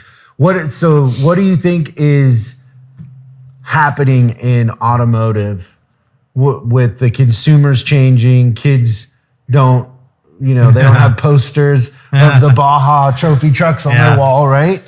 They don't aspire to get their driver's license. Yeah. Car sales are down. I think it's a very interesting question. And I work with Ford a lot on stuff, and I know it's one of the things that they're thinking about, concerned with. I don't think mobility is going to change. People are still going to move around in cars a lot. It's not as though public transit is suddenly on a huge rise, or scooters or bikes, maybe even if they should be. People still need to move around. So whether or not individuals are going to own cars, or ride-sharing outfits are going to own cars, or fleets of like Turo and Borrow and Get Around, these .com companies that you get a car for, I need to go to your radio show. I'm just going to pick up a car and drive it there and leave it there. There's still going to be cars, right? Do kids have the passion for it? I mean, I see it both ways. You look down in Glamis or the Dunes here or whatever, people's kids in the off-road community, all those people are still in the cars. The next generation is, as much as anybody. My kids work on my Model T with me, and they're getting programmed to love cars, right? But if if I were a 16-year-old in somewhere in the non-rural America, you still need cars to get anywhere. To get to the next town, you need a car, right? So people still want their mobility for their freedom. That's really why kids don't want to drive, right? But if you live in, I don't know, Chicago or something, like, do you want a car when you're 16? Maybe not. You're just taking Lyfts and Ubers everywhere. And is there a problem with that? It doesn't offend me. I worked with Google a little on the robot car projects, and I think automation is great. Frankly, I took a Lyft here today because I knew the parking would be kind of jacked up, and it's downtown. And the only car that I have out right now is actually a 05 GTO with an LS2 and a manual, and we just discussed I didn't really want to be on the 101 shifting while I'm worried about what's going on with the company and stuff. So I just took a Lyft. Is that a bad thing? If I could say, hey my car, come pick me up, and I could sit in the back while somebody that I really trusted to drive, like a well-programmed car, could drive me, I would totally do that. So to answer your question, what's the future with young people? I'm not too worried. I think that we're not going to change how young people are anyway. We have to find ways to make mobility and cars appealing to the next generation. And I think that, there's a really interesting environmental responsibility. I think that electrification is important, and I think that new technology, automation is going to be important, and it's going to be important for the service industry to unlock those things also. But I'm not too worried. And plus, I got 3 and 5-year-olds who I guarantee are going to be driving Volkswagen Beetles around, manual transmissions around LA, because I'm going to make them. That's one of my earliest memories. Is my mom when I'm 4, and her Volkswagen Beetle, and the floorboard was plywood. Yeah. So you could lift up the plywood and see the ground. It was my favorite thing as a kid. Yeah, you'd see on the freeway. I'd lift it up and it'd be going. My mom would be like, "What are you doing?" But it was the funnest thing because the thing was rusted out. On the pan of that. That's a structural element of that car. Air cooled Volkswagen. No heat. Power. No power. Wouldn't no go up a hill. Yep. Yeah, but you'd have to get out and push when it was going up a hill. Yep. So builds character. Yeah, good car to work on. Good car to learn on. So then, tell us about ZipTire. What was your inspiration? How did you come up with the idea? Yeah, so it's a mobile tire business, right? That instead of you having to go to a tire shop, we come to you. So I've got these trucks that go around LA and bring tires to people, put them on in the driveway, their place of work, wherever they are. It only takes about an hour, right? But if you have to go to a tire shop, you have to suffer through the hour and a half or 2 hours of that. They're going to try to sell you whatever tires they have in inventory, what they're having their spiffs for, whereas we're more brand agnostic, and people are starting to buy tires online. So how did I come up with it? I had just sold off. So I was driving for Toyota and then for Ford, and I had sold off all my shop stuff. I had the truck and the shop stuff and the equipment and the tire machines and all that. And I got to a few years ago, I'd already driving for manufacturers, but I thought I got to get rid of this stuff before it's outdated and so on. And I need some capital anyway, so I sold it off. And then Michelin sent me a set of tires. BF Goodrich sent me a set of tires for one of my cars, and they showed up on the front porch. And I realized suddenly I was going to have to go down to a tire shop and hire somebody to put them on my car. And I was like, oh, geez, man, I can't even get them in the car, right? And then so I was kind of puzzling that, and I fell asleep. Woke up the next morning at 5 a.m., bolt upright in bed, and realized, wait a minute, I can put all the stuff from the race truck in the back of a Transit or a Sprinter van, and basically have people mobile pit stops like we do in rallying. Right? I thought about the machinery and the power for it and the size of the van. I'm like, slam dunk. This is going to change the tire industry. And I literally, I waited until they woke up in Greenville, South Carolina. I called my Michelin people. I'm like, I'm going to change the tire industry. Listen to this. And they're like, yeah, there's a few people doing that already. There's about 15 guys across the country doing that. So suddenly I had to do my research. And sure enough, there were then, now there's about 40. Are they using Sprinters? A lot of them are using Sprinters. And I use Transits for various reasons we can discuss, but there were some guys who thought of it. And so I happened to be, for Michelin, I was a talking head, BF Goodrich, going across the country, training dealers about tires, about tire technology, right? Because I'm a racer. All racers become tire geeks, right? Because that's the most important single component of your car is a tire. No matter how good your brakes are, no matter how good a driver you are, the tire is crucial. So we all become tire geeks. And again, I could talk a bit about tires. And so as part of my quid pro quo with BF Goodrich, part of my relationship is I'd go and train people on tires. Right? So I would go to those, dog and pony shows of come learn about this new tire, that tire. We'll do competitive tests. You drive this car, drive that car. That's on a competitor's tire. And now we'll talk about why that car works that way, this car works this way. So I trained about 2,000 dealers about tire technology, tire dealers. And I realized Some of them are extremely well run, right? Some of them are great businesses. Some of them, the guys don't know much about tires, and frankly, I think it's kind of legacy stuff that's kind of grandpappy started the tire shop, and they got 3 of them in this region, and they're happy, and it's going fine, right? And so then putting that together with what I just realized that all the stuff can be in the back of a van, I'm like, wait a minute, I can totally break this industry, right? Now, there's a few more steps to get there, right? But it made me realize that I can bring my experience with tires and with motorsports and servicing people in the field together with my relationships with tire manufacturers and figure out the business of tires, which I'm still doing, right? And the back end incentives and so on with the dealer programs. But once I put all those things together, I can align all the vectors to make mobile tire a thing. And I did my own survey, and I went to a couple of tire stores, and how long does this take me, and how much do I suffer this process? Like some of our best customers and some of our best advocates are stay-at-home moms who are like and my wife has been one as I'm out on the road and doing stuff. Like she doesn't have time to spend an hour and a half at a tire shop and probably get talked down to and not really know if she's getting the right tires and so on. If she can have an online solution or a phone-in solution, and we say, yeah, we're coming for the same, and we do it for the same price as a reputable tire shop, people love us. We have 5-star reviews end to end. We have Yelp reviews, and we are a preferred installer for Tire Rack, reviews in Tire Rack. People love the service, right? And so now I'm working on the scaling of it. In the early days, I was very concerned. It's been going for about 2 years now. Very concerned with making sure we got great reviews, serviced everybody extremely well, and it's very individualized service. It still is in a large way, but now we're working on making it more repeatable and scalable.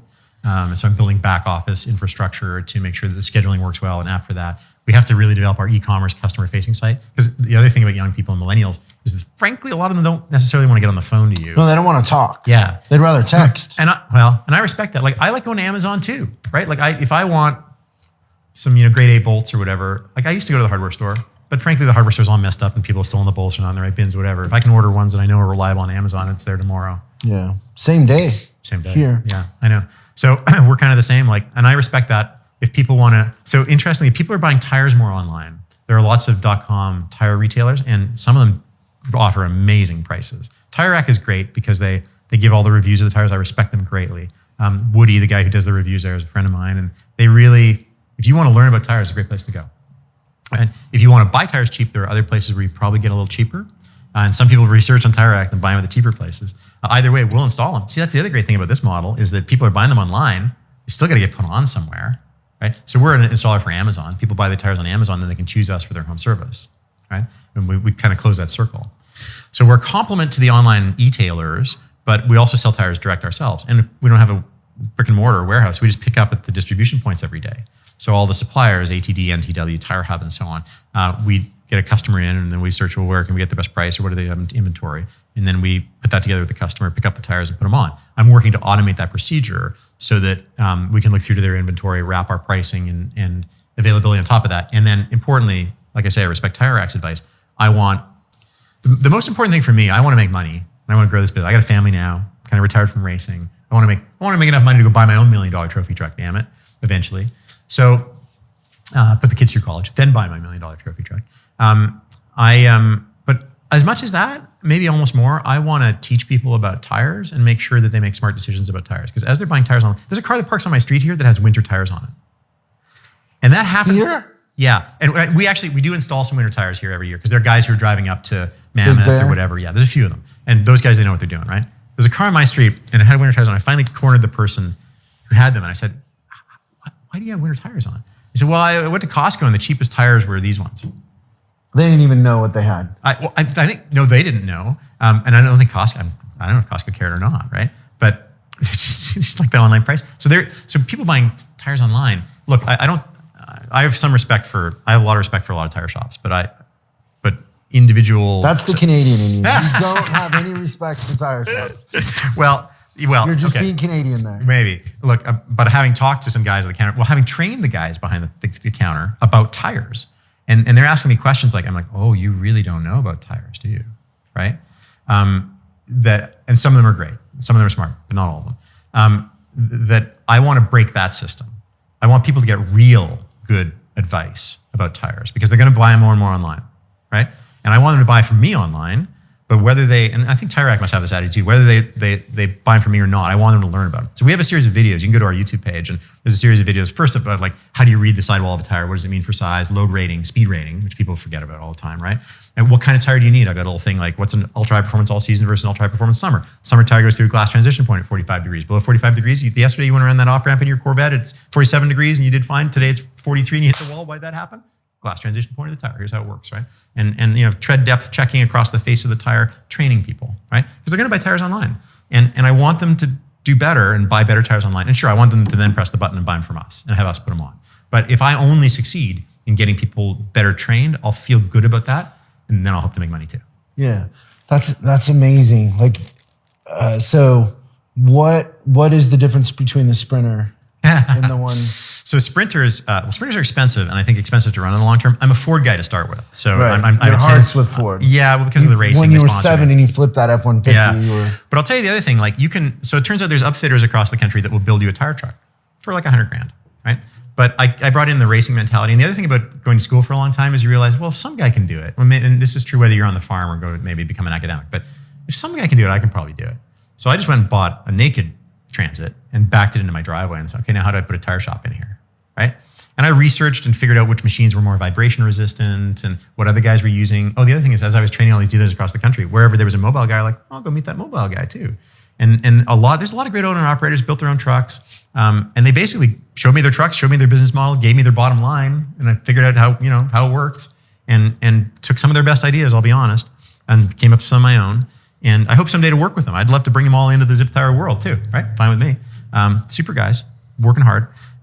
Anyway, I kind of derived what I thought would be the best ideas, and then I changed them up a little bit, changed how the machine was oriented and how some of the stuff worked. But one of the reasons I went with Transit, to answer your question, is that the first one I built had a generator, and I wanted it to be quiet. So I got an expensive Honda 7,000 watt generator, right? But a quiet one, and then a medical grade compressor, not a shop grade compressor, but a medical silent one that they use like in dentist offices that has enough flow, right? So that the whole machine would be like below 70 decibels, the whole truck. Because we're in Beverly Hills mounting tires on some guy's Porsche. We don't want to be rattling the neighborhood, right? It's part of the brand. So first one was quiet, but gas power generator. So I put a lift pump out of the tank of the gas Transit. Most Sprinters are diesels. Right? Got it. So that was one thing that pushed me to Transit. The other thing is the reliability has proved excellent, besides the rear brake pads. It's so funny. My mom has a Toyota, and she's like, "Oh, Toyotas never break." And then there's like 14 things that's wrong with it. Yeah, it's true. But Sprinters and Rams, and I'm a big fan of Dodge in some ways too. And I drove for Dodge in the Drift series. But we found that the reliability has been good with Transits. And then, fast forward a little bit, I want to be able to go in parking structures, and I also want the vehicle to be even quieter. So the last one I built actually turns out, who knew? The Italian Corgi balancer gets shipped from Italy with 117 pounds of concrete ballast in it. Yeah, so I just chopped open the door of that thing, took out the concrete and put in 2 lithium batteries and a huge inverter, and got a 12 really good, made in California, military spec 12 volt compressor that flows an amazing volume. And now there's nothing in the van except the balancer and the tire machine and tire storage, compressors underneath, and accumulator tank. And it's electrically silent. There's no generator. It's just the compressor, and we're going to dampen that more too. So, and then the next one I'm going to build is a low roof to go into parking structures. So innovating the machinery, I like that too because I'm from the racing world. Yeah, no, it's fun. It's fun. Okay, do you follow Canadian politics? Well, only a little bit. We just had an election, or they just had an election. Yeah, and so what do you think about your new Prime Minister, Jordan Peterson? You're a hockey guy. Books you've read about business or personal development that have impacted you? Wow, that's interesting. I would say that maybe because I'm coming from the academic background, Malcolm Gladwell and Blink. Yeah, Blink, Tipping Point. But the idea of the 10,000 hours of perfecting at something. It's one of the things that intimidates me most actually about being in the tire industry is that I have spent not that much time in it, right? So whereas you put me behind the steering wheel of a car, and I'm like, I know what to do right away because I grew up there, right? Guys who grew up in their dad's tire shop, they know more about how that business flows. I'm still learning, but I'm getting up to my 10,000 hours. I'll get there. But that idea. But I'll be honest, like I've just started reading your book actually, and I'm learning a lot there already. Which one? Their Millionaire Service Advisor. Read the other one. I'll give you the other one too. Okay. The other one might Well, I don't know. Read them both, I've been inspired just in the beginning of it because it's like racing. You're thinking in academics. You're like investing in yourself and your own performance and so on. But in terms of working in business with other people, but improving your own performance, but improving their performance with you, like that's something that I'm still learning. So I'll take your. What do you mean? Explain that again. Well, it's like as a racer. I shouldn't say that exactly, but it's as a racer or as an academic, you're trying to perfect your performance. Right? Like because it comes down to you. Like if you drive the car well or you apex exactly correctly, like it all comes down to you then, right? And look, sometimes I had to build a team and get the best out of my mechanics and deal with the sponsors and so on. But the real jam was in being perfect behind the wheel. Well, I think when you tell me, but in being a service advisor or working in a shop and so on, it's important to perfect your own performance. But that if that's at the expense of your relationships with everybody else and how you build the team together, then I think that it doesn't matter if you perform at 100%. If you'd be better off performing at 95%, but getting more out of the people around you. You tell me otherwise. Well, maybe that's not the part of the system that you want to borrow from, right? Because you've created systems in your mind that worked, right? Like you know how to handle sponsors after a while. You know how to pick them. Yeah. You know from the beginning if they're going to be a pain in the ass or not. Like you just learn, right? Like. Whenever I have a situation that doesn't go good with a client, most of the time I knew I shouldn't have taken it. Yeah. I just wanted the business, right? Yeah. Like but you know that they're weird car guys or they're shady just by the way they talk, like you can tell, right? Yeah. And so you have a system for that, right? And so like the way that you would design or build a car and the way you would design and build a shop is applying to the vehicles you're building. Right? So there's a lot of commonalities there, Good. Right? Very insightful, exactly. But you have a startup here that's a fun thing that is a cause and that people would get behind, which isn't much different than the people that worked for free on your crew. Why did they work for free? Because they believed in it. They believed in the dream. They wanted the experience too. And so you can find people that want to have a truck in a market that will do the same thing. And the way you handled them and the way that there was an upside eventually, like it's all very similar. That's interesting. If it worked for you before, it's kind of the same. I don't know that the other analogy is in line as there's other parts of your toolbox that might be more relevant. That's a good point. I guess the way you articulate it and correctly is that it is like a team of individual people investing in the idea or the brand. Cause. Yeah. Whereas I was thinking more like a single shop. Like I'm managing a couple of guys, in LA now, driving my trucks around, right? So managing them different than bringing in the guy who's sort of got ownership on his truck. But that's a good analogy, and I'm going to carry it forward. That's good advice already. Well, the things that you have going for you, right, is that you're fair, you're honest, you want it to be a good deal for everybody, and you like just the way you described how people were working and giving a part of themselves and not getting paid, you were grateful for that and almost felt guilty. Yeah. That same ethical, like moral compass will serve you. Interesting. But I don't know. I think sometimes that's lost here in LA. Like, and I always tell people that move here, like, you got to get the joke. Like the joke is all that other stuff, but the truth is it still comes down to a handshake and it still comes down to doing the right thing. Our first review is a girl in West Hollywood who said, our first review on Yelp gave us a great review that I didn't expect. It was one of our early customers. So I was in the truck for the first 6 months. I was mounting tires and going around town. And she said, so polite and so on when they dealt with me, but showed up on time. A lost art in LA. And like I'm and we it's very hard sometimes, and sometimes we screw it up, but we always want to be on time, like manage people's expectations and fulfill them, right? Because people appreciate it, even in LA, where everybody's late all the time, right? A, and then B, she wrote that, and I've gone to places, and I'll name them, Pep Boys and Costco, she named them, that talk down to me because I'm a woman, right? I didn't like the experience, and these guys didn't, right? And so those two things alone, like that to me are just like two things that you should be doing in a service, just as a basic thing. Like you got to treat everybody equal, and you got to show up on time, right? And that's just part of woven into our brand. That it blows my mind that other people aren't like that. So that it's a differentiator in LA, especially. It's like I think in anything it is anymore. Like it's so everybody thinks that they can automate it, and customer service is the worst it's ever been, but the expectations are the highest it's ever been. I think that's right. That's a good point. Yeah. I mean, it's nuts. So if you can execute on just empathy and customer service, you're ahead of your competition right there. Yeah. Thanks. Well, I think we are. I think, right? So, what I'm scared about is actually keeping that with the scaling, because it relies so much on the people. Like, you have to bring in great people to do it. Well, you just have to kill and shoot people that aren't. I want to do sometimes. You got to fire fast. Like fire fast. I think the thing that people mess up is that they misunderstand what culture is. So a lot of times people think like they get this idea that Google and Apple and like culture is like having a chef there feeding them, and we want to have happy employees, right? But that isn't culture. Culture is, the opposite of chaos. So culture is laws and rules and consequences. Like the reason why Canada or America are such great places to live is because if you kill somebody, you go to jail. Right. And so you can kind of walk around assuming you're not going to get killed.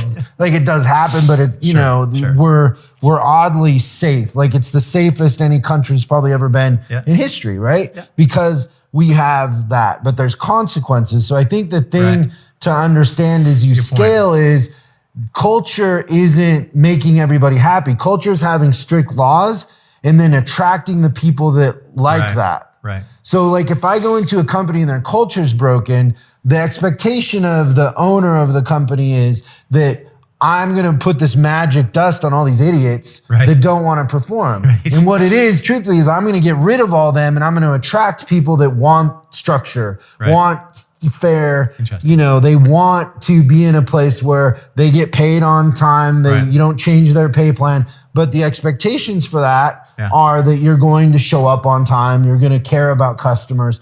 And so you almost have to have the law and the structure first, and then you attract the right people. Yeah. If you have the wrong people and you try to flip it, you're never going to make those people happy. That's a great point. I totally get that. It's one of the reasons in the early days, what I've attracted, going with what are technicians from the racing world, right? Because they're people that I knew I could trust, that you can put in the field and they'll never leave a customer with a broken wheel stud or whatever, because they can't, right? Like that's their sense of responsibility. They're just those people, right? I'm going to run out of racing mechanics eventually, right, to put in the trucks. I'm not sure. There are a lot of racing mechanics out there. I don't know that though. I don't know that that's not your story to tell, because if you're telling that story, you might attract a lot of those guys that they could go into working for somebody else, or they could have their own truck. Right. And they have those ethics and they understand speed and quality. And like, I think one thing about racing is that like, if you put on, if you do something not well, it can cost consequences. Right. Where a normal technician might not have ever had to perform at that level. Right. So that might be the story you tell to build the culture and attract. There's a huge advantage there with that, because there's a standard that doesn't exist in other places that you can build on. I'd never thought of it in those terms. It's a great point. And like I've trained up guys. I've trained up a couple of guys who are not from the racing world. I'm like, it has to be done this way. And they're like, well, we never do that at the other shops. Like we put the cone on the outside and bung it. And I'm like, whoa. Yeah. No. It's got to be done this way, because this is with the cars we're dealing with and so on. We can't afford to have these marginal problems, right? And that's where it's from. It's from knowing what the consequences could be. Probably not going to be, right? But you have I think in that you have a driver, and in your mind when you're working on the car, you see that driver, right? Like that if the tire's not right, or even just trying to bend the front molding or whatever, like you're trying to help that driver perform, but it's somebody that you connect to. The problem in dealerships or shops is, and we've done this many times, is they don't meet the customer. Right. And so it's just a car. And what we try to do is put up pictures of customers. Oh, that's smart. And remind everybody, like, this is a mom taking their kids to school, and it changes the mindset. Yeah. But that is an advantage in your toolbox, that there's that like attention and that connection to the car. Also the connection to winning. Like if you're servicing a car in a regular shop, nobody's winning. You're just getting paid to do it. Right. It's just a job. That's a good point. And so there's something there in the soul of the company you're building that is scalable, and just hold on to it. Like tell the story as many times as you can. Make it the mantra, you know? Yeah, that's really smart. I've never thought of it that way exactly. I mean, I know I'm a perfectionist. That's why I got good at racing, right? Like, and it wasn't even, not that I enjoyed beating other guys. I was always trying to race perfectly. Like, I want to do it perfect. And I thought that's what I was bringing into this world, but that's probably not the way to think of it. It's probably just the way to think of it that we're performing for other people. We're helping them perform. And I think we can, that's a great way to build the brand culture or build the company culture. I think that is one thing that's going to change about the automotive industry is more and more the technicians are going to interact with the customers. Like your advantage is that they're meeting the person they're working on the car. And oddly, as weird as that is, there's more value in the work you do when they're not faceless. Yeah, it's true. Well, and the great thing is it makes for a couple of things. It makes for incredible customer retention. I mean, everybody that we get, and they're all happy. I mean, it's one or two times where we've had to go back and make them happy. Happens, right? But we make them happy. But they always say, "Oh, I'm yours forever. I'm not going to a brick and mortar ever again. I'm calling you next time." Everybody, right? But they know they're calling me or us or they know there's a person there, right? And they also know that I got jobs and stuff's coming in right now. Like I know that there's a Tesla up in La Cañada that needs its rear tires on because at 2:30 the guy's got to go and get his kid from daycare. Right? Like there's no getting around that. That car has to leave at 2:30 and our guy, he's going to get there at 1:30 and it's got to be out at the door, right? It's got to be out their door because their door is their house, right? And there's no compromising it, right? Or else the kid stays at daycare. So we have the critical path mentality all the time. But it's just like racing. They come in for a pit stop. You come in for 20 minutes for fixing your rally car. Well, once the clock runs out, you start accruing penalties. Like it's not like, oh, it's okay. Well, you can go a little bit later. You start losing the race. So we definitely consciously or unconsciously bring that mentality. So, but I should explicitly make that part of the brand and the training almost. Yeah, and I don't know. Also, too, there's two things you could do with the customers. One is you could educate the customers on tires beforehand. Yeah. So once they make an appointment, you could send them a little video educating them on tires because you're passionate about it. And the second part is you could do a survey. Right. Like one thing that I've learned is like, so take for example a gym, right? Mm-hmm. So say you own a gym and you want to get people in, but really what you want to do is get them in and you want them to buy personal training. Right? So the membership is part of your revenue, but you're really not going to make money unless you have a bunch of personal trainers that are really busy. Okay. And so that thing there of how you convert, and I've played with this, is the way that you set up that introduction. Like a lot of times you go into a gym and you get a complimentary session with the trainer. Right. And that trainer will ask you questions like, so have you had a trainer before? It's a stupid question because there's no winning there. Like if they say they have and then they liked it or they didn't, either you're going to try to be like that trainer and you're not going to train like you would, or if they didn't like it, that trainer's not there to tell you that they didn't show up, they didn't. Right. And so really what you want to ask is, well, how do you feel? Okay. What is your energy? Right. What are your goals? Like you just want them to tell you like where the gap is in their life. Right. And so you could start some sort of thing where you're surveying the customers that it leads back to tires. Like how often do you check your tire pressure? Oh, interesting. Like how do you is time, like there's some psychological questions you could ask beforehand to build a database. Oh, interesting. That would help you serve them more, right? Yeah. I mean, we do tell people things that like are like, I can't believe the number of people who are like wide-eyed in amazement when we say that, tires leak, like they actually bleed air all the time. You have to check your tire pressures, frequently because a pound a month or whatever. We also check people's spares just because we're there, right? We look at the spare and 60 pound or an 80 pound temporary used tire is down at 15 pounds. Like, well, that's because the car is, 15 years old or whatever. It's been leaking out air all the time. And they've never looked at the spare. And we just inform them, by the way, this is 15 pounds because tires keep leaking, right? They're not perfect balloons. Balloons aren't perfect balloons. Balloons leak too, right? And so we educate people on that when we're there. Like, oh, wow. And they've learned something. And then we pump it up to 60, 80 pounds. And now they'll be okay if they're in a pinch. But now they've taken something away. Also, we tell people the tires never stop curing. Right? Once you put the sulfur in the baking process, they keep curing, which is why after 6 years, no manufacturer will warrant tires because they've already baked too much, whether they're in the sun or not. Even if they're well stored in the dark and the cool, they're still aging, right? And eventually they're turned to hockey pucks. They just continue to dry out and not work right. So we tell people these things, not because, and we don't land that on like, so make sure 6 years from now, and if you're not wearing through your tires, you call us back. But so they know that we're smart, they got smarter too, and that there are reasons for what we recommend, right?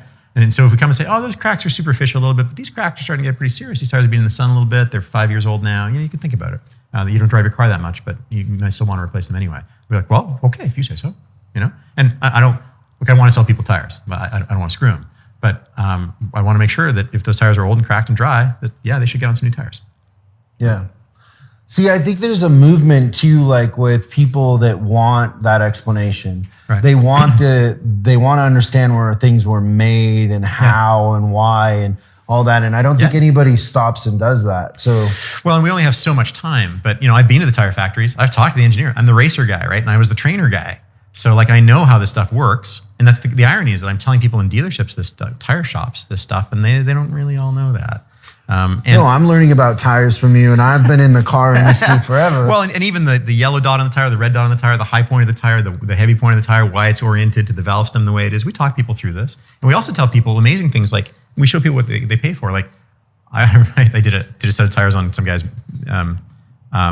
Porsche, Michelin Pilot Sport 4S's. Fantastic tires. And I don't know if you busted a lot of tires, but not all tires, very few tires are perfectly round, right? And you get what you pay for. The inside of a Michelin Pilot Sport 4S is like a work of art. It's like perfection and smooth and incredible. It's so sexual. I know. I'm like, your wife is yeah. But it's beautiful. And then when you go to the Michelin factory and you realize how fastidious they are about the engineering and the plies going across the tire and how they can quality control the process, it's amazing.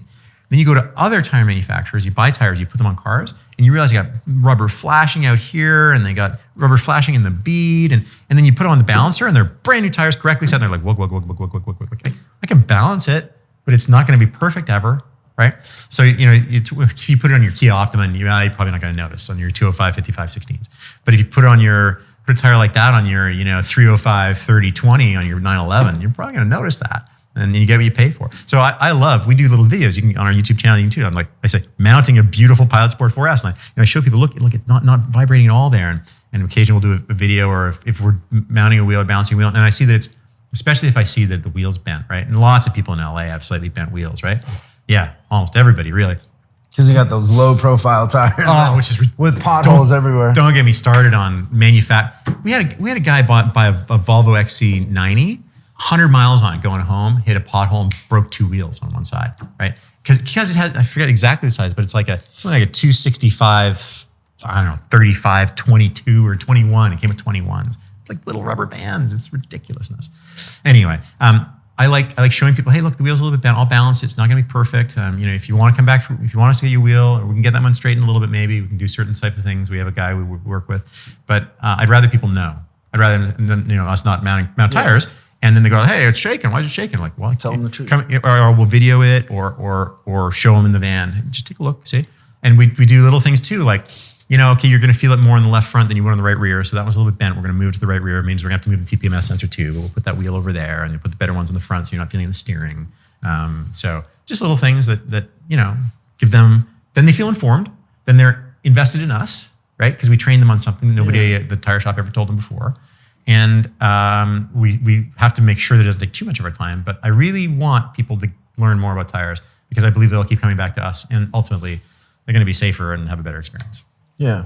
So I'm doing this contest for service managers where they're just competing against themselves. So if they come on our on-demand or in our coaching group, so just the online training or coaching group, and they improve the numbers of their department, like they take 90 days that they pick in the past against 90 days in the future, the comparison, and then they kind of write an essay about what their journey was and what they learned in the process. I'm giving to the one who gets the best result, I'm giving away my Jeep Gladiator that I just bought. Like, I just wrote a check for Jeep Gladiator. They're hard to get. I know. Everybody's getting like 10,000 over sticker. Yeah. But I didn't pay over sticker, but I paid retail for one. And we need to jack that dude up. So I need your help. We can help with that. So we're going to put a lift on it. Is it a 3-inch lift? So, and then we need tires. So maybe you can help us put tires on. I can certainly hook you up with that. I'm a BF Goodrich guy, but we'll help you out with that, whatever spec you need. And our trucks are set up actually to do up to 40s. So I don't know how big you're going, but even if you're going to 40s, we can put them on. That's awesome. Yeah, that'll be fun. Okay, we have to do that. How big are we going? 35. Oh, we got 5 inches to go. That's what she said. Why aren't we going 40? 40 is a big commitment. 40 is a big commitment. These are already going to be pretty loud. 35s are a good choice. Yeah? For normal use. 35-inch Falcons. Yeah, you can do the, I shouldn't have plugged BF Goodrich then. You can do the Rubicon on 35s. You can go through Baja on 35s. 35s are fine. Okay. Yeah.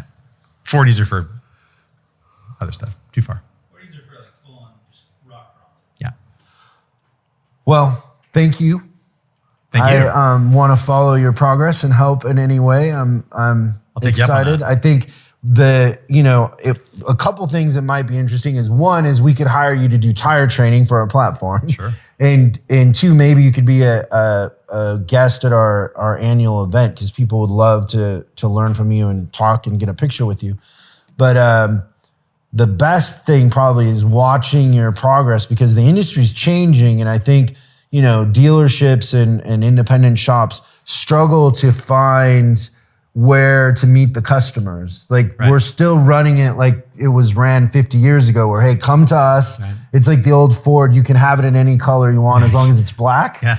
That's kind of, still the situation. And so I think we're having a hard time navigating that. And you're at the forefront of actually going to the customer, which will be the future. I agree. Yeah. Funnily enough, it's hard enough with tires. We got to get the right tire, get it to the people at the right time, put it on their cars responsibly, do it all right. It's harder for general mechanic stuff. They're trying to do that to solve that puzzle. Like, can I just send a mechanic to a car? And the problem is diagnosing. You need more fan belts. You need more oil filters, right? But we are sort of on the forefront, I think, of that mobile service, and tires lend itself well to it. And I think who does the mobile service the best is truck. Yes, totally. So the truck dealerships, heavy truck, do it the best. But the trucks are more standardized, and because it's business to business, the relationships are well understood. Dealing with individualized atoms of customers who have different expectations and they're bouncing around in the world are different than dealing with fleets of trucks or big rig guys. My dad was from a trucking company. It's like mobile tires and trucks have been around for decades, right? Mobile windshield glass has been around for decades. Yeah. But it's just surprising me the mobile tire isn't. Yeah. It is now. Well, thank you so much. It was very fun. Thank you. Appreciate it.